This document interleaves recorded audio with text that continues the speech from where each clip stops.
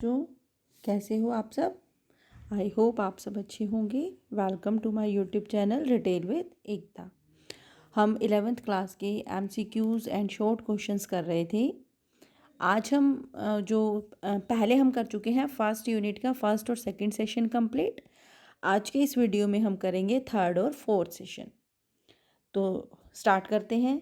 First question is dash is a degree to which a person or organisation focuses on the tasks and the end results of those tasks। कि क्या function है, या हिंदी में पढ़े तो क्या वह डिग्री है जिस तक कोई व्यक्ति या संगठन कार्यों और उन कार्यों के अंतिम परिणामों पर ध्यान केंद्रित करता है। तो कोई भी काम करते हैं तो किसको ध्यान में रखकर करते हैं। हमारा जो टास्क होते हैं, those task are goal oriented. Goal oriented, ठीक है। अगर हम हिंदी में बात करें तो लक्ष्य निर्धारित। हमारे जितने भी टास्क होते हैं वो लक्ष्य को ध्यान में रखकर किए जाते हैं कि हम अपना लक्ष्य प्राप्त कर सकें। इंग्लिश में गोल ओरिएंटेड और हिंदी में होगा लक्ष्य निर्धारित या लक्ष्य अभिविन्यास, ठीक है। Now second question is a sales associate must explain the information and processes the customer needs to complete. जो एक बिक्री सहयोगी है उसको ग्राहक को डैश को पूरा करने के लिए आवश्यक जानकारी और प्रक्रियाओं की व्याख्या करनी चाहिए। किसको पूरा करने के लिए, किसको कंप्लीट करने के लिए? ट्रांजैक्शन। इंग्लिश में हम लिखेंगे ट्रांजैक्शन और हिंदी में होगा हमारा लेन देन। तो जो भी हमारा सेल सहयोगी है, जो सेल असिस्टेंट है, उसको क्या करने, लेन देन को पूरा करने के लिए ग्राहक को पूरी जानकारी देनी चाहिए। Third is dash is a necessary and often overlooked virtue of retail employees. जो हमारे खुदरा कर्मचारी हैं, रिटेल के कर्मचारी हैं, उनके लिए एक आवश्यक और अक्सर अनदेखी विशेषता, उनमें सबसे ज़रूरी जो विशेषता है वो क्या होना चाहिए? That characteristic is patience. Patience यानी कि धैर्य, ठीक है। हिंदी में हम बात करें तो हिंदी में आएगा धैर्य, ठीक है। तो जो रिटेल कर्मचारी हैं उनमें धैर्य होना चाहिए, उनमें पेशेंस होना चाहिए। नेक्स्ट MCQ है। First is why is there a need to have skilful sale associate. कुशल बिक्री सहयोगियों की आवश्यकता क्यों है? हम क्यों एक अच्छे सेल एसोसिएट की ज़रूरत होती है? फर्स्ट, डिस्प्ले मर्चेंडाइज यानी कि वस्तुओं को प्रदर्शित करने के लिए, दिखाने के लिए। फॉर इंटरेक्टिंग विद कस्टमर यानी कि कस्टमर से बात करने के लिए। Third is for prompting loyalty among customer, customer को वफादार बनाने के लिए, ग्राहक को लॉयल या वफादार बनाने के लिए, उपरोक्त सभी। तो हमें एक अच्छा जो सेल सहयोगी होगा, एक सेल एसोसिएट होगा, वो वस्तुओं दिखाने के लिए भी चाहिए, ग्राहक से बातचीत करने के लिए भी, और ग्राहक को वफादार बनाने के लिए। तो इसका आंसर क्या हो जाएगा हमारा? उपरोक्त सभी। Next is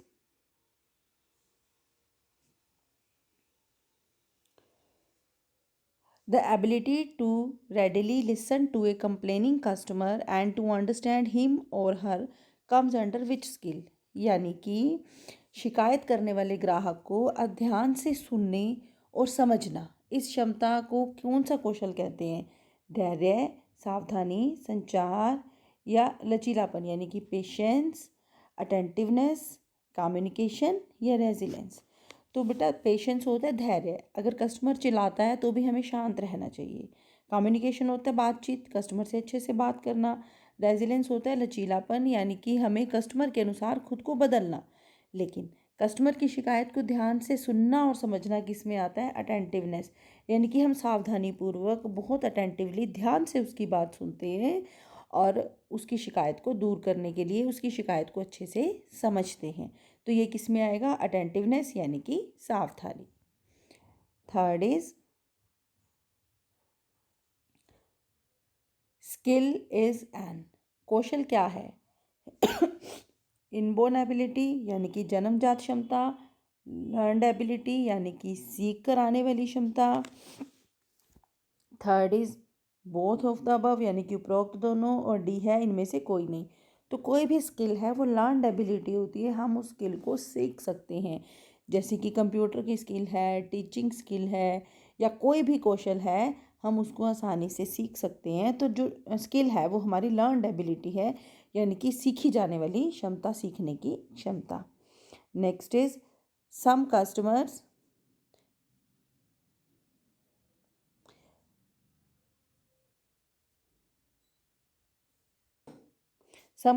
go on inquiring about a product and you have insufficient time. Which of the following skill will you use here? यानी कि कुछ ग्राहक आपसे उत्पाद के बारे में पूछताछ करते रहते हैं, लेकिन आपके पास उनके लिए पर्याप्त समय होता है। आप निम्नलिखित में से कौन सा कौशल यहाँ उपयोग करोगे? तो हम इसमें कौन सा जो कौशल है वो उपयोग करेंगे? पेशेंस यानी कि धैर्य, दूसरा है सावधानी, अटेंटिवनेस, तीसरा लक्ष्य अभिविन्यास, चौथा इनमें से कोई नहीं।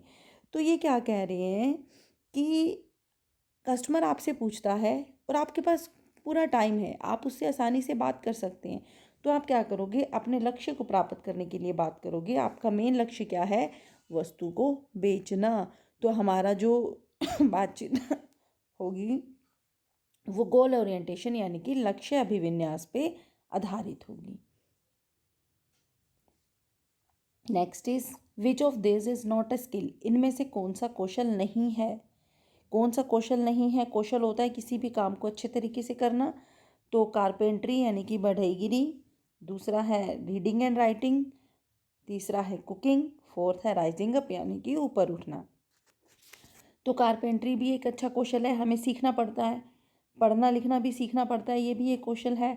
कुकिंग भी सीखने की आवश्यकता है, लेकिन राइजिंग अप उठना कोई कौशल नहीं है। एक बच्चा भी जानता है कि कैसे उठना है, कैसे बैठना है या ऊपर की तरफ कैसे जाना है, तो ये कौशल नहीं है। Next is which of this is a specific skill? इनमें से कौन सी एक विशिष्ट कौशल है? विशिष्ट कौशल क्या होता है? जिसको कुछ सीखने की आवश्यकता होती है। टीम वर्क यानी कि टीम में काम करना, टाइम मैनेजमेंट यानी कि समय का ध्यान रख के समय प्रबंधन करना, third is barber work, fourth इनमें से कोई नहीं। तो बेटा टीम वर्क है, टाइम मैनेजमेंट है, इसको सीखने की आवश्यकता नहीं है, लेकिन जो बार्बर वर्क है उसके लिए स्पेशल ट्रेनिंग की आवश्यकता है। तो कोई भी अगर सैलून खोलता है, बार्बर नाई का काम करता है, तो उसके लिए बिना सीखे कोई भी नहीं कर सकता, उसके लिए सीखने की आवश्यकता है। ये एक विशिष्ट कौशल है।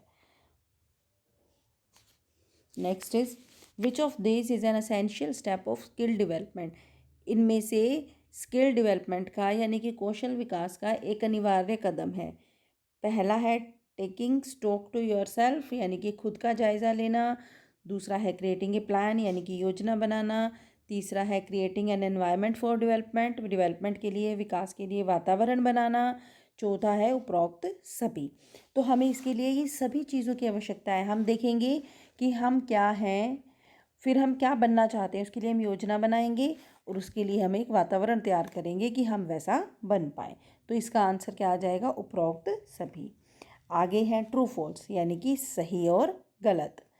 पहला है it is not important to have goal in handling retail business, यानी कि रिटेल व्यापार को संभालने के लिए लक्ष्य होना महत्वपूर्ण नहीं है। तो ये तो गलत है। अगर हमारे पास लक्ष्य ही नहीं है तो हमें पता ही नहीं कि हमें क्या करना है, तो ये गलत हो जाएगा। लक्ष्य होना, गोल होना बहुत ज़रूरी है। Second is customer service representative should possess the skill of patience, यानी कि ग्राहक सेवा जो प्रतिनिधि हैं, जो कस्टमर से बात करते हैं, ग्राहकों से बात करते हैं, अच्छी सेवाएं देते हैं, उनमें धैर्य कौशल होना चाहिए, बिल्कुल होना चाहिए। ऐसा नहीं होना चाहिए कि कस्टमर भी चिल्ला रहा है तो आगे हम भी चिल्ला रहे हैं, बल्कि धैर्य से आराम से उसकी बात सुनना। Third is attentiveness is the ability to listen to the customers carefully, यानी कि चौकसता यानी कि सावधानी, जो अभी हमने पढ़ा था, ग्राहकों को ध्यान से सुनने की क्षमता है। बिल्कुल सही, हमने पिछले क्वेश्चन में अभी किया है कि उसमें क्या होने चाहिए। अगर हम कस्टमर की बात को ध्यान से सुनते हैं तो उसे क्या बोलते हैं? अटेंटिवनेस यानी कि सावधानी। तो सावधानी से उसे सुनना चाहिए। Fourth is communication skills are not required for customer service, यानी कि ग्राहक सेवा के लिए संचार कौशल की आवश्यकता नहीं है। तो ये गलत बात है। हमें कम्युनिकेशन स्किल तो होनी चाहिए, कस्टमर से बातचीत करना आना चाहिए, संचार का कौशल होना चाहिए। नेक्स्ट है आगे सेशन फोर्थ के क्वेश्चंस। पहला है a sales associate always render services to the, तो एक बिक्री सहयोगी हमेशा डैश को सेवाएं देता है। तो एक सेल्स एसोसिएट हमेशा किसको सेवाएं देता है? कस्टमर्स को। किसको सेवाएं देता है? कस्टमर्स को। हिंदी में आएगा ग्राहक को। ठीक है। Second, a sales service associate gathers once dash via telephone call. एक बिक्री सेवा सहयोगी एक टेलीफोन कॉल के माध्यम से डैश एकत्र करता है। क्या इकट्ठी करता है वो? इन्फॉर्मेशन। इन्फॉर्मेशन यानी कि हिंदी में अगर हम बात करें तो जानकारी। क्या इकट्ठी करता है वो? कस्टमर की जानकारी। Third is most sale associate work at the dash location, यानी कि अधिकांश बिक्री सहयोगी डैश स्थान पर काम करते हैं। कौन से स्थान पर काम करते हैं? सेलिंग के, यानी कि बिक्री की जाने वाले स्थान पर काम करते हैं जहाँ पर बिक्री की जाती है।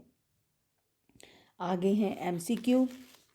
First is a sale associate who works in retail may have similar duties to bank tellers which are। एक खुदरा क्षेत्र में काम करने वाले बिक्री सहयोगी के पास बैंक टेलर के समान कर्तव्य होते हैं। यानी कि एक जो सेल एसोसिएट है वो एक बैंक में काम करने वाले कर्मचारी की तरह उसके भी दायित्व होते हैं, उसके भी काम होते हैं। जैसे कि पैसे गिनना, बिल्कुल गिनता है वो पैसे। कैशिंग चेक्स, चेक को भी कैश कराता है। तीसरा है सर्विसिंग अकाउंट, यानी कि खातों की सेवा, वो खाते भी देखता है। तो क्या आ जाएगा इसका? उपरोक्त सभी। वो बैंक के कर्मचारी की तरह कैश गिनता है, पैसे गिनता है, चेक भी लेता है, उसका पैसे निकलवाता है चेक से, और खातों को भी देखता है। Next is a sale associate may interact dash with customers in the real store itself. बिक्री सहयोगी खुदरा स्टोर में ही ग्राहकों के साथ डैश बातचीत करता है। अब देखिए, वो स्टोर के अंदर ही ग्राहक से बात कर रहा है, तो क्या स्टोर के अंदर वो कस्टमर से फ़ोन पर बात करेगा? बिल्कुल नहीं करेगा। ईमेल भेजेगा, ग्राहक सामने खड़ा है तो हम उसको फ़ोन करेंगे? नहीं करेंगे। ईमेल करेंगे कि मैं आपसे बात नहीं करता, फ़ोन पे मैसेज भेज रहा हूँ, वो देखो नहीं होगा ऐसा। इनमें से कोई नहीं भी नहीं हो सकता। तो कैसे बात करेंगे हम? Face to face. जब कस्टमर हमारे सामने खड़ा है स्टोर में, तो कैसे हम बात करेंगे? फेस टू फेस, यानी कि आमने सामने। नेक्स्ट है आगे ट्रू फॉल्स, यानी कि सही गलत। इसमें फर्स्ट है when customers have issues that need to be resolved they can not approach a sales associate. जब ग्राहक के पास ऐसे मुद्दे होते हैं जिसको हल करने की आवश्यकता होती है, तो वो सेल एसोसिएट से नहीं मिलता। गलत है, ये तो गलत है। वो सेल एसोसिएट से मिलता है।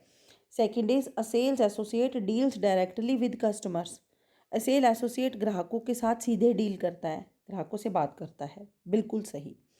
Third is selling a company's product is not a part of sale associate duties, यानी कि वस्तुएं बेचना सेल एसोसिएट का काम नहीं है। ये गलत है। सेल एसोसिएट का प्रमुख कार्य है कि वो कंपनी के उत्पाद को बेचे, कंपनी की वस्तुओं को बेचे। तो क्या है? First is cross, second is true, third is cross. ठीक है। तो उम्मीद है आपको ये सब समझ में आए होंगे। अगर कोई डाउट है तो आप कमेंट सेक्शन में पूछ सकते हैं। वीडियो पसंद आए तो प्लीज़ इसे लाइक करें और शेयर करें। Thank you.